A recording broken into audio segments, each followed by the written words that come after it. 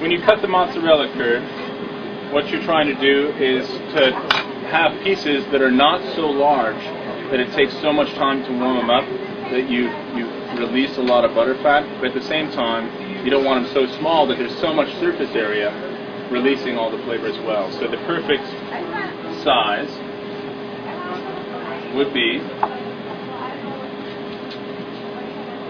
about a 1 inch by 1 inch square. See that? And I'm going to sacrifice this, and everyone can touch it, and we will. It's like an ice-breaking exercise for a corporate convention. But everyone can we taste it? We can. In fact, I have enough here that I'll actually, once you feel that, pass it around. I'll go break out a bunch of this, and you can taste what it's like. So how different does it taste from the finished? Excellent, Carol. Excellent question. Hey, we're going to go there. I'm a foodie. I love it.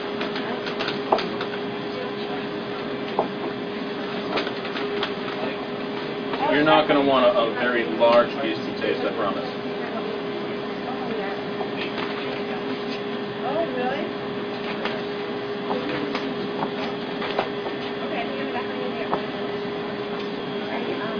What coagulant do they use?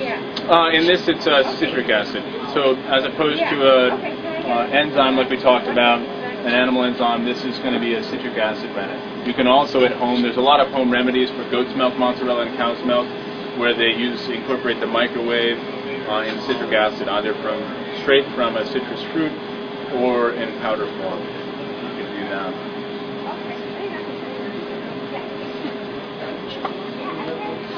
So we're just taking slices here of the curd, the same way you could buy it here if you wanted to buy a pound of curd to make it. Our balls are about 1/3 to 1/2 pound. You'd be looking at about that much curd that you'd buy from us if you want to take some home and make it yourself. It's 2 to 3 balls, 3 1/3-pound balls. For foodborne illnesses, it's imperative as far as the sterilization of the cutting board, your hands, the cutting surfaces. You are bringing just under boiling water, sometimes in this case boiling water, into the product. So you are going to kill off some bacteria. And there are certain bacterial cultures, healthy bacterial cultures, that are already on the curd itself. But you wouldn't want to do this where raw fish, poultry, meat is also being produced. You'd want to do this in a separate space altogether. If anyone's taken a tour or been to a cheese-making facility, they're wearing hats, booties, everything is sterile. A lot of stainless steel surfaces are always spotless, and that is because they're trying to control the exact strains of whether it be penicillin on a light, gloomy rinded cheese and or bacteria that they want to grow on the cheese. And they can do that through complete sterilization of the facility. In this process, because we're going from this environment into a clean receptacle that has water, and we're cutting off the air or the ability for bacteria through oxidation to grow on the surface of the product, it's a fairly clean and time-tested way of doing it. There's 2 reasons why we don't use plastic gloves here, and we're always happy to use plastic gloves, but because we have constant bleach buckets and our surfaces are clean, you can't feel the texture of things with plastic gloves on. So whether it's a deli meat or it's a cheese, we have no way of knowing if that product is out of date or if there's something amiss about it. For instance, if I was to feel this and I could feel that there was mold growth on the outside, I would change that. With plastic gloves, you wouldn't know that. And also because you're working with very hot water, if anyone's had plastic gloves on working with hot things, whether it be grilling and or putting your hands in hot water in the sink, it keeps the heat on your skin surface. And so I don't like to burn myself. There's one more real reason for that. As you stretch, the mazzatura process of elongating with the heat, what happens is butterfats come to the surface and it gets very slick. With plastic gloves on, you have to actually grab a hold of the curd and pull it. And by grabbing a hold of the curd in the stretching process, as opposed to just letting gravity elongate the proteins, you're pulling out more butterfats with plastic gloves than you would if you just use the texture of the mat. And then we're going to add pre-drawn tap water here, just the highest amount of, the highest heat. I don't know what your thermostats are set at home. Hot tap water is about 70 to 100 degrees traditionally, and that's where you want to start with your curd. Your curd should be close to room temperature. You never want to put the water directly on the curd. You want to pour it around the bowl, basically just slowly adding that water and slowly bringing it up to temperature. We're going to take, once I get this curd cut, and once it warms up and softens up, we're going to then discard that water gently, and we're going to bring in hotter water. And so we're just slowly bringing up the temperature to just under boiling. That'll be next. What that water is going to do is allow us to form and stretch, and that'll be the final time we add water. It's a Victorinox Swiss knife, essentially. What it's made for is to take down an eighth of a wheel of Swiss. Swiss cheese comes at the largest wheel made. It's about a 200, 220 pound wheel. And what this is, once you get the wheel in half and then in quarters and in eighths, you have the nose of the cheese, and this is for taking off a clean nose piece. So it's a specific knife that I have, I'm sorry, Swiss cheese delegates. I converted it.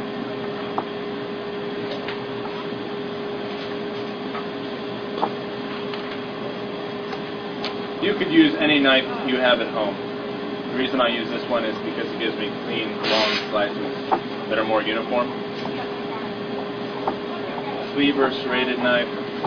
I wouldn't suggest tearing it. That just gives too many uneven surfaces to work with.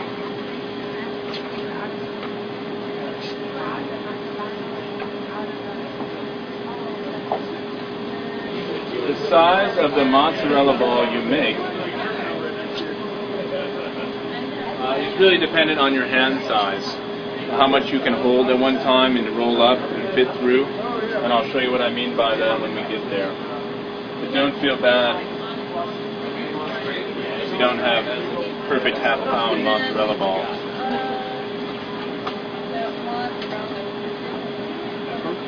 So all we're doing is bringing in about 80 degree at this point, 90 degree water. And you're going to see the solution turn into a lightly cloudy slurry. And what's being released there is just some of the butter fats on the surface of the curd. I never do this.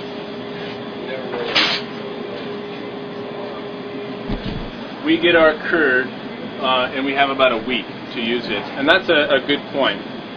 You will find cheeses, young cheeses, whether they be soft cheeses from our case or young deli cheeses. Anytime, let's say you pull a chunk of cheddar out of your refrigerator and you touch it with a finger that has had some sort of bacteria on it, you'll get literally a fingerprint of mold on your cheese. The same way with curd, the same way with anything. Now that doesn't mean it should go right in the trash. You can simply remove that surface layer and start over. But that's a point where we don't use our hands a lot. We don't want to transfer molds from one type of mold to another on a cheese. So you'll see us use a lot of, all the way from Sparta, Michigan, the famous patty paper. Does anyone know that patty paper was made originally in Sparta, Michigan? You know where Sparta is? Over by Grand Rapids, Apple Country. Fast fact, the patty paper world. But the goal there clearly is not to transfer bacteria, mold from and to. And you can see that a good cheese eye can see when something's been mishandled. If you see a fingerprint in a cheese that you're going to buy, you may ask them to clean that off. It's clearly that they've been handling multiple cheeses and they've actually by no means contaminated or ruined the cheese. They've simply crossed.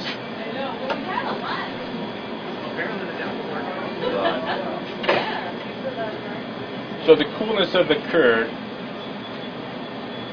has brought down the water temperature a bit. And so what I'm going to do is I'm going to add my boiling water to this slowly to increase it a little more. And then we're going to do our first pour off.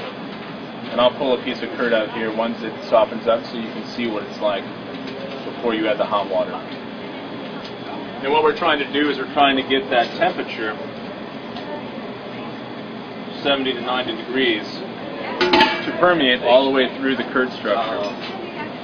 And a good way to test that, if you're working with larger curd or if you're unsure, is just to break one open after it's sat for a little bit and it's been able to be in the warm water. Find your largest piece of curd and crack it open and feel the center. And if it's warmed through, then you're ready to bring it to the next level. Now, I'm sorry everyone can't see exactly what I speak of, but what you have here is you have a light beating of almost golden colored butter fats on top. And so the goal of this process, and what any mozzarella maker is trying to do, is to keep as many butter fats in the curd as possible. And the way to test that is when you're done, you're always going to have a slight surface of golden colored butter fat, but the more there is, the less there's going to be inside. So you know batch to batch how it is. And that can be affected by a couple things. Anyone who's not used to working with curd a lot, it changes, the acidity level of the curd changes over time. As it ages, the pH goes up. And so it actually breaks down faster, and you don't need as high heat. You can actually use a lower heat to stretch the curd. When the curd is very fresh, you need a little higher heat to soften it up. The acidity level is a little lower. Right. So now you have evenly warmed curd in the bowl. We're going to remove the water, but we're not going to remove all the water. We're going to leave just enough so you have little icebergs poking up, curd icebergs. And the reason we do that is because you don't want all the gravity of the curd to sit on itself, releasing butter fats. You don't want to drain all the water. Leave just enough in so it supports it in the solution.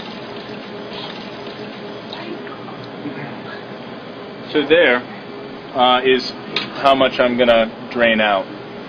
And it's just so it stays in. I have ambient tap water, not too cold, about 50 to 60, 70 degrees right in there. And I'm going to add just a little bit of this whey to that water. And the reason I'm going to do that is because when I place the mozzarella balls into this, I don't want the butterfat to leach into the solution through osmosis. I want to hopefully keep as much of the butterfat in there as possible. The reason when you buy other brands that are made, Sarah makes some mozzarella that you can buy in stores, they'll put on the label a little bit of salt in there. Same idea there. One is for flavor, the other is to keep butterfats in the ball.